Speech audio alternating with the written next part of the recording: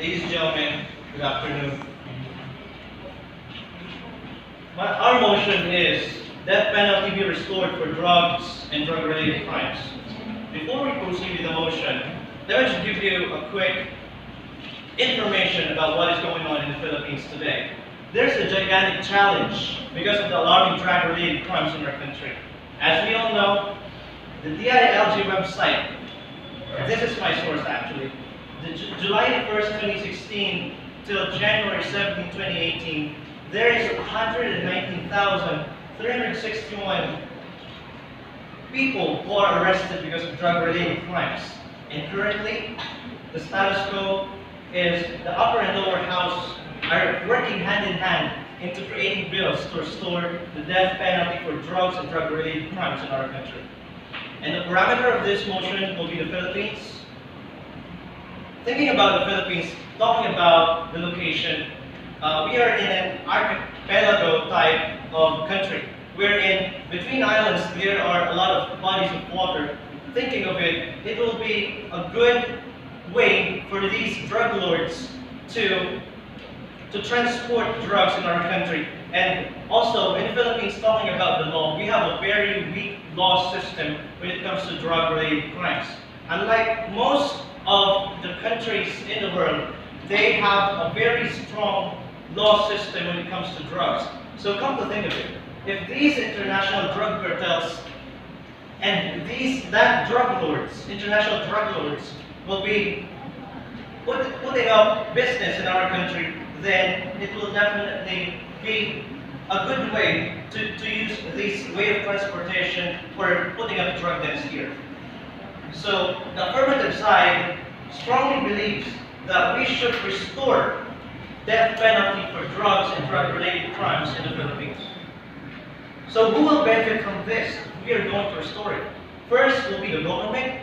Second is the society, followed by family and the victim. And that will be elaborated more by my second speaker. And what will be the principles to be defended, or the values to be defended here? That will be the justice system.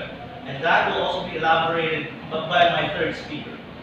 And as for the necessity, ladies and gentlemen, the argument here is restore death penalty for drugs and drug-related crimes to protect our national security.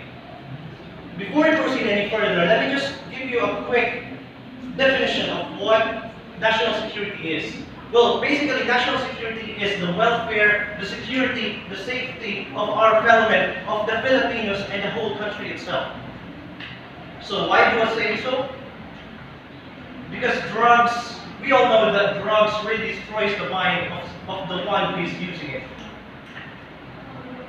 The brain, how the brain works is being destroyed. How people destroy things is also being destroyed here. And also, as we can go back in time, back in 2006, death penalty has been abolished by the term of President Gloria Arroyo.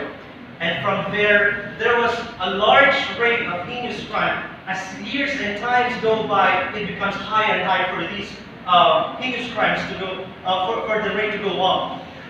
And some might say that life sentence is already enough. We don't need to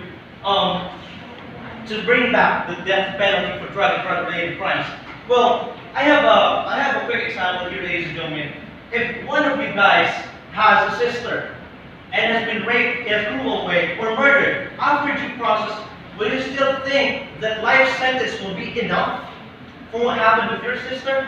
Well, I don't think so. So to shorten this one up, so now with the death penalty, people will be deterrent and will stop being involved in drug activities. There will be lesser crimes in our country, and from there, national security will definitely be protected. Thank you.